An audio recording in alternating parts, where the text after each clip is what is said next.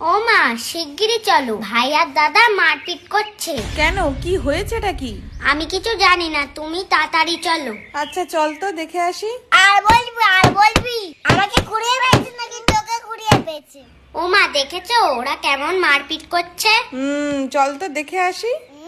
বড় হচ্ছে ফটো দেখতে। আরে আমি সত্যি বলছি, যদি না বিশ্বাস হয় তাহলে মাকে জিজ্ঞেস কর। আবার বলছিস মিথ্যা কথা, তোর মারবো। এই কি হয়েছেটা কি?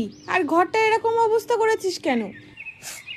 ও মা, দেখো না, দাদা বলছে যে আমাকে কুড়িয়ে নিয়ে এসেছো। ও মা, তাহলে কি সত্যি কুড়িয়ে এনেছো আমাকে?